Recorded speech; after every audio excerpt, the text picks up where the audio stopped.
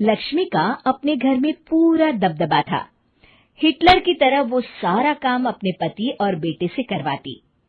धीरे धीरे उसके पति की तबीयत खराब रहने लगी। सुनो जी, अब आप बुजुर्ग हो गए हो, काम में भी अब हाथ आपके फुर्ती से नहीं चलते। अरे भाग्यवान, भगवान से डर। तुझसे मैंने शादी अपने इकलौते बेटे के अच्छे पालन पोषण के लिए की थी, लेकिन तूने तो उसका बेड़ा गर्क कर दिया। मैंने क्या किया? पढ़ाया लिखाया, अब नौकरी नहीं लग रही तो मैं कैसे जिम्मेदार हो गई? अब घर में बैठकर रोटी तोड़ रहा था तो मैंने कहा काम ही कर ले। एक तो भला करो और ऊपर से बातें सुनो। तभी सारंग वहां आ जाता है। बहुत भूख लगी है माँ, कुछ खाने को दे दो। अब तुम्हारे पापा का हाथ तो चल नहीं रहा है। मैं ही जा रही हूँ आज किचन में, बनाती हूँ कुछ।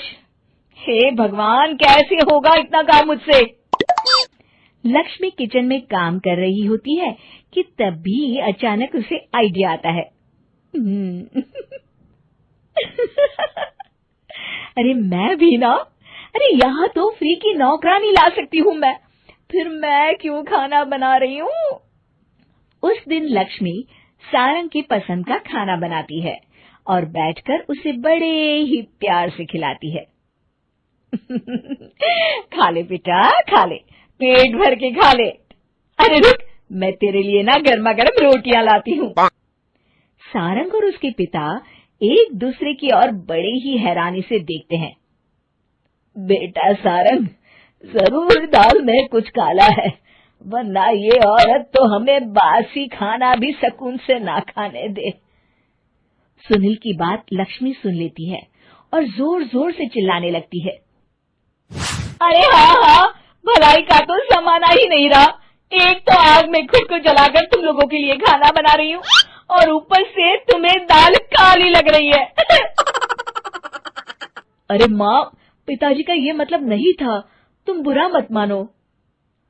अरे हाँ बेटा, तू कहता है तो मान लेती हूँ।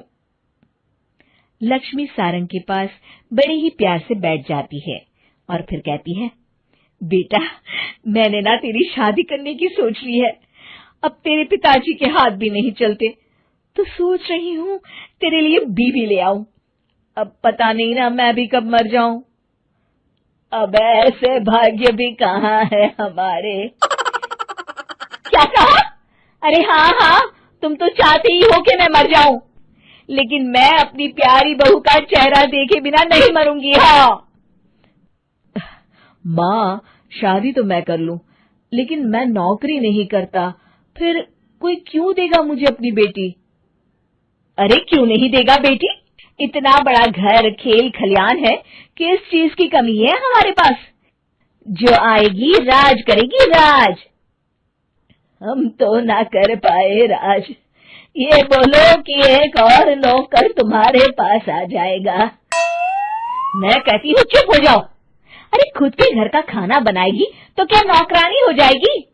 अब तुमसे तो किचन का काम होता नहीं, तो कोई तो करेगा ना। ठीक है माँ, तुम जैसा सही समझो बस।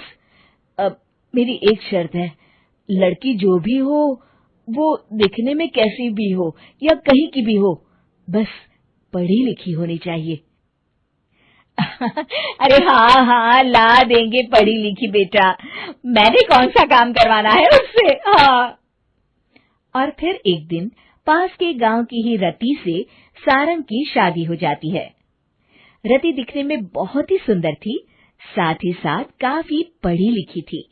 रति को लक्ष्मी के सौतेले होने की बात पता नहीं थी। शुरू में जब रति ने सारंग को घर का काम करते देखा तो हैरान रह गई। अरे ये तो अच्छी बात है कि आप घर का काम करते हैं, लेकिन मैं तो घर में ही हूं ना, आप क्यों कर रहे हैं जी?